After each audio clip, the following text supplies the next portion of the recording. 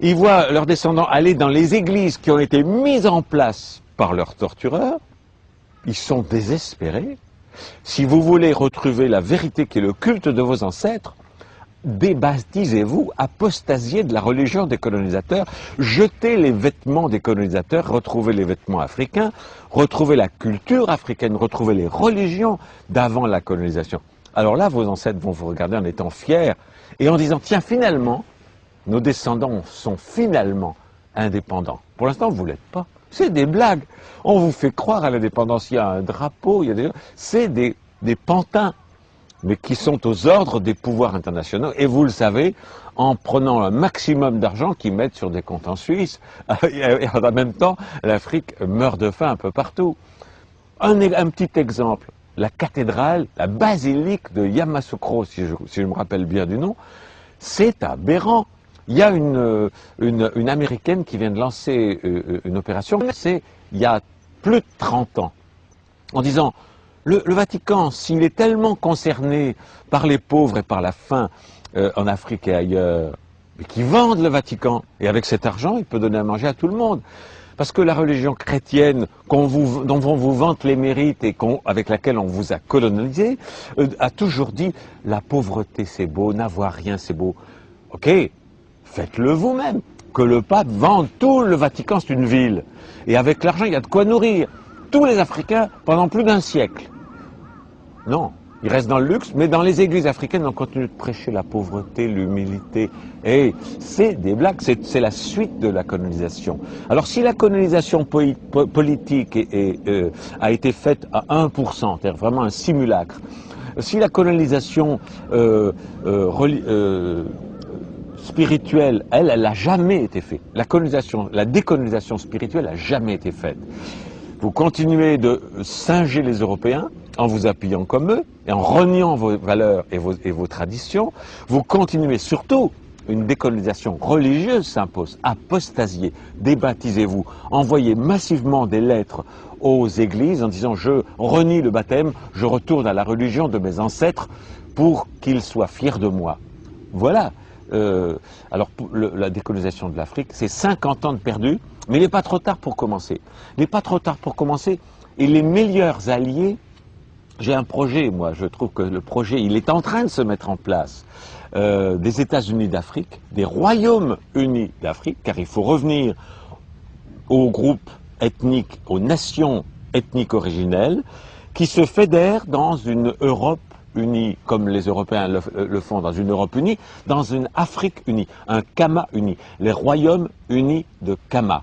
Et tous les pantins mis en place par l'Europe sous forme de grands États avec des présidents et des ministres disparaissent pour laisser place aux royaumes originels avec des rois, avec des ministres qui prenaient soin de leur peuple, de leur groupe ethnique, tous ces gens-là fédérés dans une fédération des États de Kama, avec une monnaie nouvelle, l'afro, on peut l'appeler, ou le camo, une monnaie unique et la suppression de toutes les barrières douanières, qui va aider à la suppression du plus grand cancer de l'Afrique, qui est la corruption.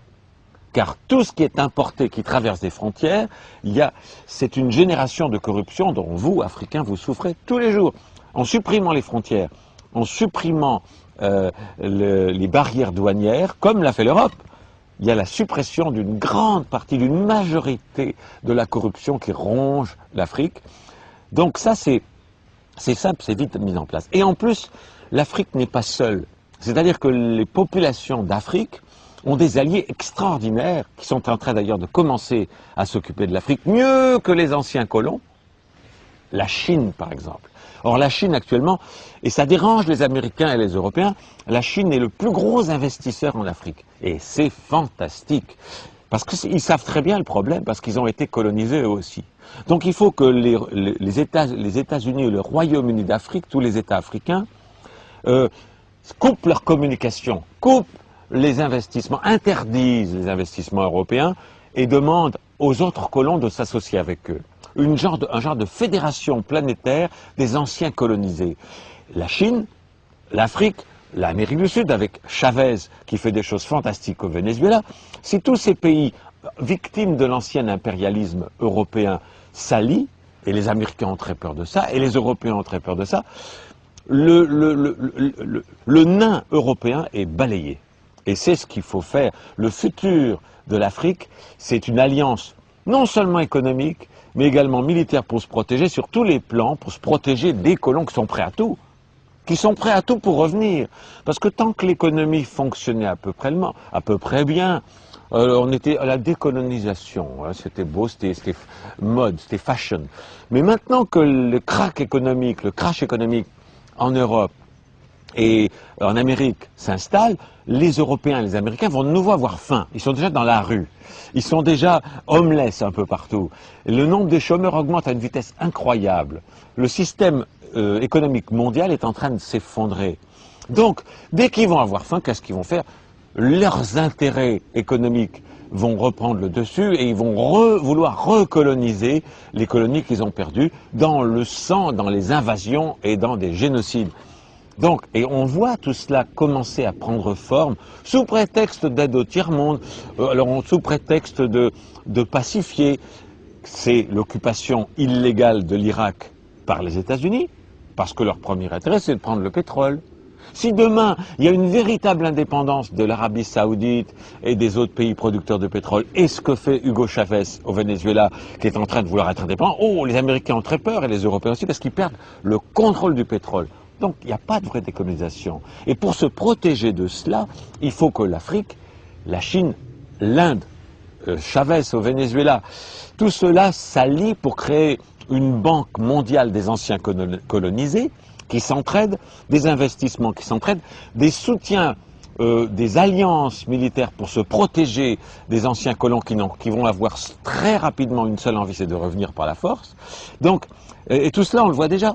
Vous avez en Afrique des militaires, par exemple français, anglais aussi, mais français, qui sont là au titre de la coopération. C'est un très très beau nom, la coopération.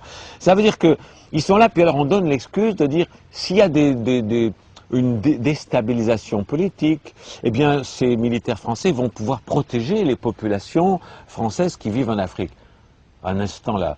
S'il y a une déstabilisation en Europe, et ça arrive dans certains pays, est-ce qu'il y a des militaires africains pour protéger les Noirs qui y vivent? Non. Alors donc il n'y a pas d'équivalence, il n'y a pas de réciprocité, c'est toujours un paternalisme et un tempérament de conquistador qui est en place pour dire vous êtes indépendant, mais attention, hein, on vous surveille, on vous patronise quand même, on regarde si tout va bien, sinon on va revenir.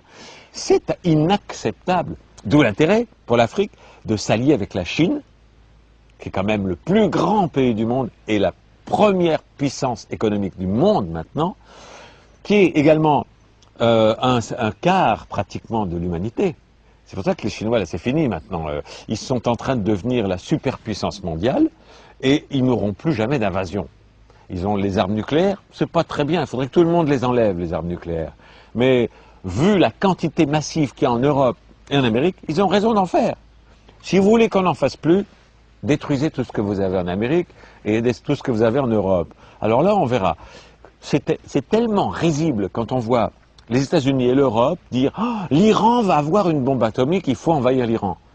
Il y en a 10 000 aux États-Unis, il y en a 10 000 en Europe. Alors, commencez par détruire celle que vous avez avant de vous inquiéter de la bombinette atomique que peut-être l'Iran fera un jour et qui a le droit. Pourquoi les États-Unis et les anciens impérialistes européens auraient le droit d'avoir des bombes atomiques? Puis l'Inde, non, la Chine, non, l'Afrique, non, évidemment, surtout pas. Mais non, l'égalité, elle est là pour tout le monde. À la Chine et l'Inde, ensemble, c'est bientôt 3 milliards d'êtres humains, c'est-à-dire pratiquement la moitié de l'humanité. Et cette moitié de l'humanité, l'Afrique doit la rejoindre en tant qu'ancienne victime de la colonisation et créer une internationale des anciennes victimes de la colonisation, sans esprit de revanche. Car l'amour et la compassion doivent aussi régner, sans jamais faire subir aux Européens et aux Américains ce qu'ils ont fait subir aux autres, mais en empêchant que ça se reproduise, et en étant traités au moins à égalité. Et il se peut très bien, avec les richesses économiques et intellectuelles que possède le bloc Chine, Inde, Afrique, Amérique du Sud, qui ont toutes les ressources mondiales, qu'un jour, l'Europe et les États-Unis soient en situation de tiers-monde. Et il appartiendra aux gens de l'Afrique et aux anciens colonisés d'aider mieux, s'il vous plaît, que ce qui a été fait pour vous, parce que c'était l'aide au développement, c'était plutôt une aide au sous-développement. Il vous appartiendra, à vous, population future de l'Afrique et de Kama, et des États anciennement colonisés, d'aider sincèrement. Actuellement, les Africains font la queue pour émigrer dans les pays riches, en France, etc. Je vous prédis, moi, le prophète Raël, qu'un jour, les Européens feront la queue pour être acceptés comme immigrants en Afrique. J'espère, je compte sur vous pour les traiter mieux qu'ils vous traitent quand vous voulez aller en Europe. La situation est en train de se retourner, vous le voyez déjà apparaître, tout ce que je vous raconte là. Énormément de nouveaux diplômés des universités françaises, au lieu de trouver un travail en France ou aux États-Unis, reviennent au pays, reviennent en Afrique, parce qu'ils y sont mieux traités, parce qu'il n'y a pas de racisme, parce qu'ils vont pouvoir s'y développer d'une façon beaucoup plus forte, en créant des entreprises en Afrique. Et les Chinois ont compris ça, qui commencent à investir massivement en Afrique. C'est extraordinaire, c'est magnifique. Augmenter ses liens avec la Chine, avec l'Inde, avec Chavez au Venezuela, et l'Afrique, très vite, va devenir un pays où les pauvres Européens vont vouloir venir essayer d'avoir du travail. À vous de les accueillir avec amour. Je voudrais ajouter quelque chose, c'est que l'Afrique, Kama,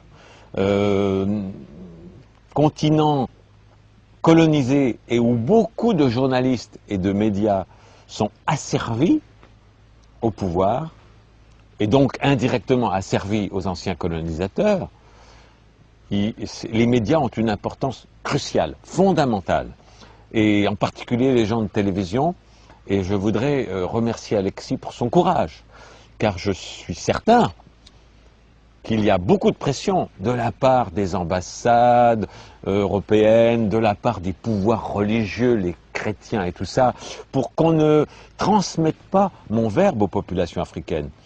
Et je tiens à féliciter, à remercier tout particulièrement Alexis pour avoir le courage de transmettre ces propos-là, qui lui, effectivement, peuvent lui attirer bien des désagréments parfois, mais c'est de ça que l'Afrique a besoin. L'Afrique a besoin de centaines d'Alexis qui disent les vraies choses sans avoir peur de déplaire aux anciens colonisateurs et aux marionnettes qu'ils ont mis en place dans les gouvernements démocratiques africains.